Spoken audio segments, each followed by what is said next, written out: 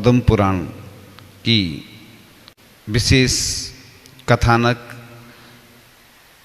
की श्रृंखला चल रही है।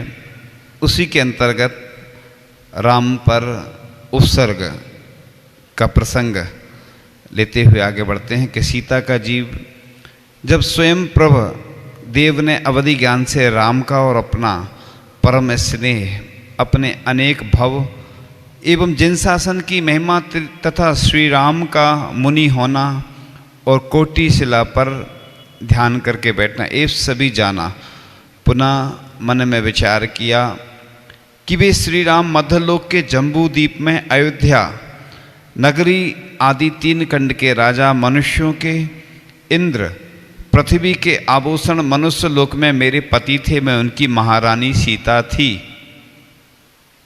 देखो कर्मों की विचित्रता, मैंने तो तप व्रत के प्रभाव से 16वें सर्ग में इंद्र पद प्राप्त किया और लक्ष्मण राम का भाई प्राण से भी प्यारा वह तो परलोक गया, राम अकेले रह गए और जगत की रक्षा करने वाले दोनों भाई बलभद्र नारायण कर्मों के उदय से बिछुड़े। श्री राम कमल समान नेत्रों के धारी शोभायमान हल मूसल के धारक बलदेव, महाबली वे वासुदेव के वियोग से जिनेन्द्र देव की दीक्षा धारण की, राज्यावस्था में तो सब शत्रुओं को जीते और अब मुनि बन के मन और इंद्रिय रूपी शत्रुओं को जीतते हुए शुक्ल ध्यान के युग से कर्म शत्रुओं को जीतते हैं। ऐसा हो कि मेरी देव माया से श्री राम मुनिराज का कुछ मन मोहित हो जाए तो वे मुनि शुद्धोपयोग से चित होकर शुभ उपयोग में आकर समाधि पूर्वक मरण कर यहाँ हमारे अच्युत स्वर्ग में आए तो मेरे और इनके महाप्रेम होगा। हम दोनों पंचमेरु नंदीश्वर द्वीप आदि के चैत्यालय की यात्रा करेंगे एवं 22 सागर पर्यंत दोनों साथ में रहेंगे, मित्रता बढ़ाएं और दोनों मिलकर लक्ष्मण को देखें। ऐसा विचार कर सीता का जीव प्रतीन्द्र जहाँ राम मुनि ध्यान आरूढ़ थे वहाँ आया और मुनिराज को ध्यान से च्युत करने के लिए देव माया रची। वसंत ऋतु जैसा समय वन में फैलाया, नाना प्रकार के फूल खिले, सुगंध वायु बहने लगी, पक्षी मनोहर शब्द बोलने लगे, कोयल मैना आदि की मधुर ध्वनि हो रही है, काम के बाण जो पुष्प उनकी महक फैल रही है। ऐसी बसंत ऋतु की लीला से स्वयं प्रभु प्रतीन्द्र जानकी का रूप बनाकर राम मुनिराज के समीप आया। वहाँ भयंकर मनोहर वन, यहाँ कोई मनुष्य नहीं, अनेक वृक्ष सभी ऋतुओं के खिल रहे हैं। उस समय योगीश्वर राम के समीप सीता सुंदरी कहने लगी, हे नाथ, पृथ्वी पर भ्रमण करते कोई पुण्य के युग से आपको देख प्रेम रूपी समुद्र उसमें मैं डूब रही हूँ, सो आप मुझे रोको। इस प्रकार अनेक राग के भरे हुए वचन कहे, परंतु मुनिराज अकंप अचल वह सीता का जीव मोह के उदय से कभी दाहिने कभी बाएं घूमता रहा। कामरूपी ज्वर के युग से मोहित है मन उसका महासुंदर। इस प्रकार कहने लगी, हे देव, मैंने बिना विचारे आपकी आज्ञा के बिना दीक्षा ली, मुझे सभी विद्याधरों की रानियों ने बहकाया, अब मेरा मन आप में लगा हुआ है, इस दीक्षा से क्या प्रयोजन। हजारों विद्याधरों की राजकन्याएं आपसे विवाह करना चाहती है, मुझे आगे करके साथ में लेकर आई हैं और कहती हैं कि तुम्हारे आश्रय से हम बलदेव से विवाह करेंगी। तब कोई माघवी लता के पुष्प की तरह अपना हाथ ऊंचा कर अपना शरीर दिखाने लगी, कभी मिलकर के नृत्य करती हुई रास लीला करने लगी और कोई जल क्रीड़ा दिखाने लगी, कभी मिलकर के नृत्य करती हुई रासलीला करने लगी।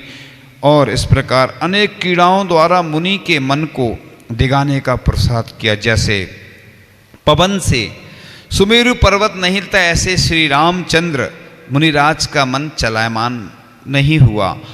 आत्मस्वरूप के अनुभवी राम मुनिराज विशुद्ध आत्मा जिनकी परिचय रूपी वज्रपात से चलायमान नहीं हुए। उसी समय मुनिराज ने छपक श्रेणी चढ़कर शुक्ल ध्यान के प्रथम पाये में प्रवेश किया। वे भगवान महापुरुषोत्तम अनादिकाल के कर्मों की वर्णा को नष्ट करने में तत्पर रहे।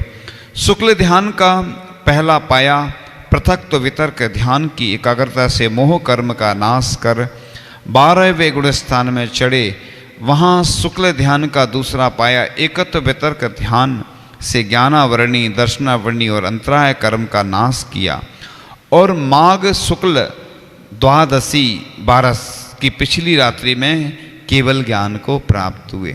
देखो, भगवान राम की जैन धर्म के अनुसार, पद्म पुराण के अनुसार उन पर कितने उपसर्ग हुए, लेकिन उन्होंने फिर भी केवल ज्ञान प्राप्त कर लिया। और इस प्रकार से होता है कि जो महापुरुष होते हैं वह चलायमान नहीं होते हैं। रावण का भी ऐसा उदाहरण आता है कि जब वो विद्या सिद्ध कर रहा था, उस समय उसकी इतनी एकाग्रता थी कि उसको मोक्ष प्राप्त हो जाता, लेकिन उसने बहुरूपणी विद्या या अन्य विद्याओं के लिए उतना अपना समय दिया। तो इस प्रकार से वह जो राम थे वह उन्होंने केवल ज्ञान प्राप्त किया। अब आगे चलते हैं अपन। माया मई इंद्र की पाताल लंका। तो रत्नपुर, ये छोटे छोटे पुराणों के प्रसंग बहुत जीवन में अपने को मदद करते हैं। जब हमारे पर ऊपर कष्ट आते हैं ना, तो कैसे हम अपने आप को साहस बंधाएं, क्योंकि जीवन में समस्याएं तो आती ही रहती हैं। कोई व्यक्ति भी सुखी नहीं है, प्रत्येक व्यक्ति के जीवन में कोई ना कोई ऐसे प्रसंग घटित होते रहते हैं। क्योंकि आज के आपाधापी के युग में व्यक्ति के पास समय नहीं है कि वह यह स्वाध्याय आदि कर सके, लेकिन छोटे छोटे प्रसंग सुन करके, पढ़ करके, क्योंकि ये पहले जो पुराण होते थे ना, बहुत बड़े बड़े, आज भी हैं ना पुराण, बहुत बड़े बड़े हैं, उनमें संस्कृत भी रहती और हिंदी भी रहती। हिंदी में भी जो वर्णन रहता है ना, जो साहित्यिक वर्णन रहता है, तो बहुत सारा, ऐसी नदी थी, ऐसे वृक्ष थे, उसमें ही बहुत सारा, चूँकि ये काव्य सौंदर्य कहलाता है। जैसे आप मकान बनाते हो, ऐसी सिंपल मकान बना लो, लेकिन उसमें अट्रैक्शन रहता ना, बाहर का अलग गेटअप रहता है, उसमें नल की, ये लाइट की फिटिंग, फिर डेकोरेशन होता है ना। ऐसे ही जो साहित्य लिखा जाता है उसमें ये काव्य सौंदर्य वर्णन करना पड़ता है, लेकिन अब उनको शॉर्ट एंड स्वीट में बताने का प्रचलन चल रहा है वर्तमान में, क्योंकि इतना सारा लोगों को समय नहीं रहता पढ़ने का। आपको सुनाते हैं कि रत्नपुर नगर में राजा सहस्रार राज करते हैं। उनकी रानी भान सुंदरी, रूप और गुणों में सुंदर, वह गर्भवती हुई और शरीर अत्यंत क्रस हुआ, सभी आभूषण ढीले हो गए। तब राजा ने आदर से पूछा, हे प्रिय, तुम्हारा शरीर क्यों कमजोर हो गया? तेरी क्या अभिलाषा है? जो अभिलाषा हो उसको मैं पूर्ण करूं हे देवी, तू मेरे प्राणों से भी प्यारी है। इस प्रकार राजा ने कहा। तब रानी बहुत विनय पूर्वक पति से कहती है, हे देव, जिस दिन से बालक मेरे गर्भ में आया है, उस दिन से मेरी इच्छा है कि इंद्र जैसी संपदा भोगूं। इतने दिन लज्जा से मैंने आपसे नहीं कहा, क्योंकि स्त्रियों के लिए लज्जा ही प्रधान है, इसीलिए मन की बात कहने में नहीं आती। तब राजा सहस्रार ने महाविद्या के बल से क्षण मात्र में रानी के मनोरथ पूर्ण किए। तब यह रानी महाआनंद को प्राप्त हुई। ये दोहला वगैरह आता ना, अतिमब्बे को आया था ना राजा, वो अतिमब्बे नाम की हुई है कर्नाटक की महिला। आचार्य ने 10 बार से ज़्यादा प्रवचन में सुनाया उसको। वो जैन महिला थी अतिमब्बे, और उसको 3 दोहला आते हैं कि मैं 1000 प्रतिमाओं को विराजमान करूं, 1000 गर्भवती गायों का दान करूं, 1000 मुनिराजों को एक साथ आहार दान करूं। और अपनी सासू माँ से कहती है, सासू माँ कहती है पूरा कैसे होगा? वह कहती है कि मैंने जो दोहला आया है, स्वप्न आया है, वो मैंने बता दिया, अब करना नहीं करना ये आपका काम। उसकी सासू माँ और वो जाती हैं, एक मुनिराज आचार्य महाराज थे कोई, निवेदन करती हैं, वो संग सहित आ जाते हैं और एक साथ खड़े हो जाते हैं 1000 मुनिराज, और एक एक करके सबको आहार दान करती है।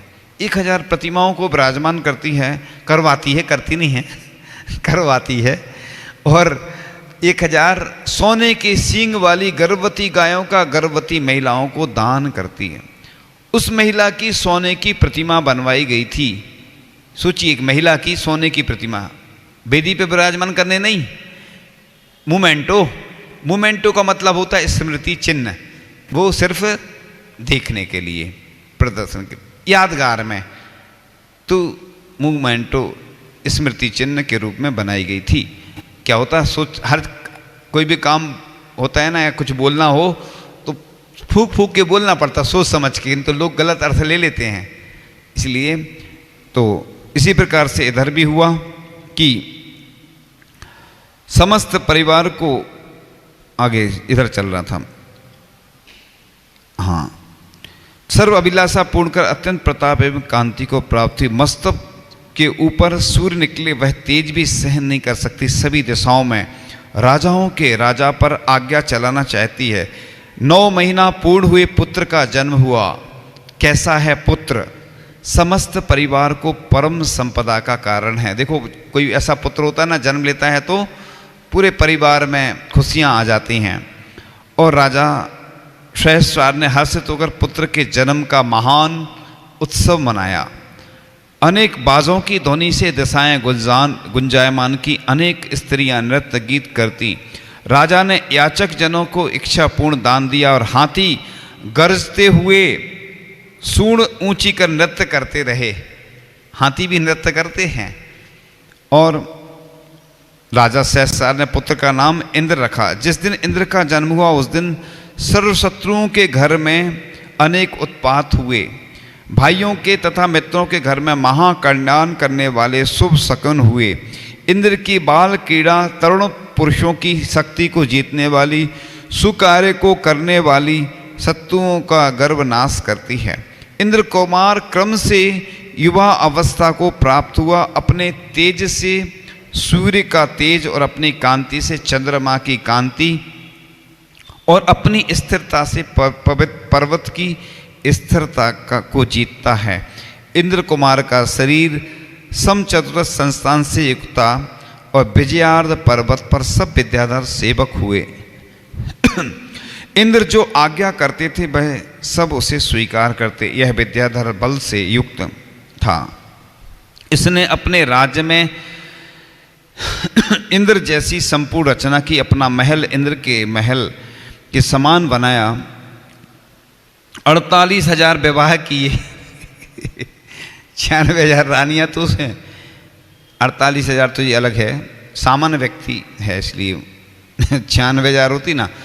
पटरानी का नाम सची रखा। 26,000 नट नृत्य करते, सदा इंद्र समान आनंदित रहते। महामनोहर अनेक इंद्र जैसे हाथी घोड़े एवं चंद्रमा समान उज्ज्वल आकाश में गमन करने वाला, किसी से न रोका जाए ऐसा बलवान, अष्टदंतों से सुशोभित गजराज, 8 दांतों वाला, जो दांत रहते ना, एक हाथी तो देखा अपन ने, 8 दांतों वाला सुशोभित, जिसकी गोल सूंड, ऐसे हाथी का नाम ऐरावत रखा। चारों दिशाओं के देवों की स्थापना की। उन चारों लोकपालों को चारों दिशाओं में सोम, वरुण, कुबेर, यम स्थापित किए। और सभा का नाम सुधर्मा और उर्वशी, मेनका, रंभा इत्यादि हजारों नृत्यकारिणियों का अप्सरा नाम रखा। सेनापति का नाम हिरण्यकेशी रखा। 8 दिशाओं में प्रकीर्णक रखे और अपने लोगों को एवं सामान प्रजा को सामान, त्रयस्त्रिंशत् आदि 10 भेद रूप देवों के नाम रखे। गीत गाने वालों का नाम नारद, तुम्बुरु, विश्वावसु रखा और मंत्री का नाम बृहस्पति इत्यादि। सर्वसभा इंद्र समान स्थापित की। इसलिए वह राजा इंद्र समान सभी विद्याधरों का स्वामी, पुण्य के उदय से इंद्र जैसी संपदा को प्राप्त हुआ। इसके बाद आगे की इसी प्रकार से और कोई प्रसंग विशेष होगा तो आपको सुनने को मिलेगा। अब आगे की चर्चा करते हैं कि किस प्रकार से हम अपने बच्चों को संस्कारित करें, क्योंकि आज संस्कार की सबसे ज़्यादा आवश्यकता है। बड़े बड़े तो संस्कारित हो नहीं पाते, तो बच्चों को तो फिर कैसे संस्कारित करें, क्योंकि जब तक हम बच्चों को संस्कारित नहीं करेंगे तो हमारे देश का भविष्य कैसे बनेगा, हमारे धर्म के लिए कौन आगे आएगा। क्योंकि पंचम काल है और पंचम काल में वैसे ही लिखा है कि धीरे धीरे घटता जाना है धर्म, धीरे धीरे वो स्थिति दिख रही हैं। लेकिन फिर भी आचार्य भगवान की कृपा से आज बुझते हुए दीपक में भी घी डाला गया और आज भी लौ फिर से जलने लगी है और इस मसाल को हमें थाम के आगे भी जलाना है और इसी तरह से हमें आगे और घी डालते हुए उस मसाल को जलाते हुए पूरे विश्व को प्रकाशित करना है, तभी हमारा जैन धर्म आगे बच पाएगा और आगे चल पाएगा। अकड़, प्रमाद और अहम का मानव हार्मोन्स पर प्रतिकूल प्रभाव पड़ता है, जिससे अनेक प्रकार की बीमारियां भी शरीर पर अपना कब्जा कर लेती हैं। किस प्रभावना, दुष्प्रभावना का कौन से हार्मोन्स पर प्रभाव पड़ता है, उससे कौन कौन सी बीमारियां हो सकती हैं। देखो, अब चालाकी जो करते ना, तो इसमें थायरॉक्सिन, इंसुलिन, एड्रेनोलिन का अल्पस्राव होता है। इससे कौन सी बीमारी होती है, तो थायराइड, डायबिटीज़, कैंसर, उक्त रक्तचाप यानी ब्लड प्रेशर बोलते ना, हाई ब्लड प्रेशर, और एलर्जी। अब देखो, जो घृणा करते हैं, ईर्ष्या करते हैं, जलन करते हैं, बेईमानी और चिंता करते हैं। चिंता कल बताया था चिता के समान होती है। तो ये हार्मोन्स होते हैं वसोप्रेसिन, टेस्टोस्टेरोन, एंड्रोजन, गोनाडोट्रोफिन, ऑक्सीटोसिन का अल्पस्राव। इससे चिड़चिड़ाहट, बांझपन, अनिद्रा, जिद्दी स्वभाव और दुर्बलता। अब चार ही हैं कॉलम, छोटा ही सा विषय है, इसके बाद पूर्ण हो जाएगा। कंजूसी, आलस और प्रमाद। तो ये हाइपोथैलेमस, ये क्या है, हार्मोन है। ये साइंस की भाषा में है, चिकित्सा की पद्धति के माध्यम से अपन जानते हैं। और अक्री, पिस्सी, मीडियम और सेरोटोनिन का अल्पस्राव। इससे क्या होता है, कब्ज, अल्सर, एसिडिटी, डिप्रेशन, हाथ पैरों में दर्द और मोटापा आता है इससे। अकड़ और अहंकार, तो इसमें भी पैराथेमिन, कैलेटोनिन, थायरॉक्सिन, वैसिप्रेसिन, ग्लूकोकोर्टिकोस्टेरॉइड का अल्पस्राव। इससे ऑस्टियोपोरोसिस, गठिया, प्रोस्टेट, किडनी की समस्या और मोटापा। तो इस तरह से देखो, ये पहली बार बताया गया है, हमने पहली बार ही बताया है। ये जो करते ना चालाकी, ईर्ष्या आदि, इनसे ये बीमारियां होती हैं। ये क्यों बताया जा रहा है, इससे अपन बचें। क्योंकि आज क्या होता है ना, अपन धर्म की भाषा में बताओगे तो कोई नहीं सुधरता, लेकिन अगर ऐसी चीज़ें बता दो तो लोगों को डर लगता है, यार ये बीमारी नहीं हो जाए हमें। बीमारी से डरता है आदमी। डॉक्टर बोलेगा तो जल्दी छोड़ देता आदमी कोई भी चीज़, और महाराज बोलेंगे ये छोड़ दो, नहीं छोड़ता आदमी। हम लोगों ने डॉक्टरों से एग्रीमेंट कर लिया, इसलिए डॉक्टरों से बोल देते तुम ऐसा बोल देना मरीजों को, ऐसा ऐसा छोड़ देना, तो लोग छोड़ देते। उनको हम कमीशन दे देते डॉक्टरों को, क्योंकि अपनी दुकान चलेगी अच्छी तो अपन कमीशन तो नहीं पड़ेगा। तो इस प्रकार से दुर्भावना का स्वास्थ्य और शरीर पर विपरीत प्रभाव पड़ता है। इस प्रकार से विषय पूर्ण होता है।